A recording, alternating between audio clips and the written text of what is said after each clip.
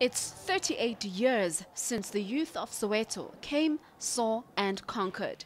Their mission to topple an oppressive regime overshadowing their fear of death. They would later be identified as freedom fighters and revolutionaries. On the 16th of June 1976, the baton lines were drawn, the enemy was obvious, and the youth fought against the apartheid education system. But now, 20 years into democracy, how do the youth identify themselves? Student SINDISWA DLAMINI is a proud Sowetan and a born free. The 20-year-old self-proclaimed go-getter says the price of freedom for her family was a high one.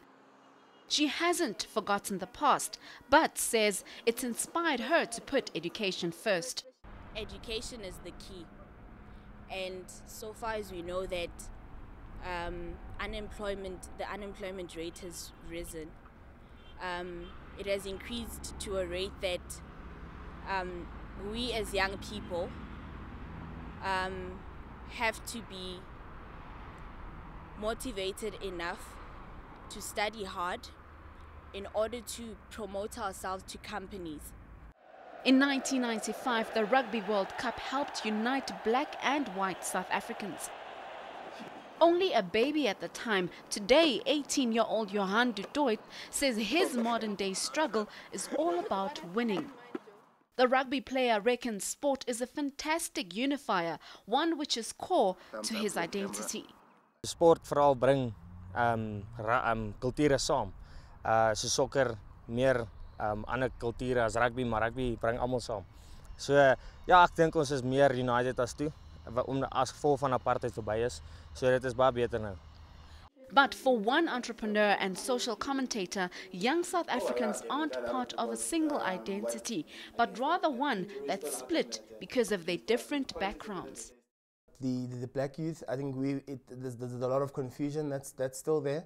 But I think that we do know what we want is we want progress.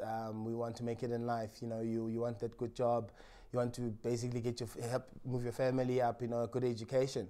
The difference comes in terms of the different social pressures and how we want to achieve those different things that we want out of life. I'd say a white youth isn't as pressured in a way as, let's say, a black youth. That's something 23-year-old unemployed advertising graduate MTHOKOZISI SHANGE can relate to. He says things like limited access to the internet are holding some young South Africans back. And although the racist laws that once existed have now been abolished, he still identifies with many of the challenges his parents were faced with. There's no white toilets or white-only walking area. But in terms of lifestyle being on par, that's definitely not the case. You get situations whereby you're going to school and you're sitting with somebody who at birth is worth millions, and you coming here and you struggling to just, you know, go through a day at school. Coming from different backgrounds, these young people have different ideas on what they believe is the South African identity. However, they all agree that despite certain challenges, life in South Africa is better than it used to be. THABANG MASANABO, Johannesburg. Know more about your world. enca.com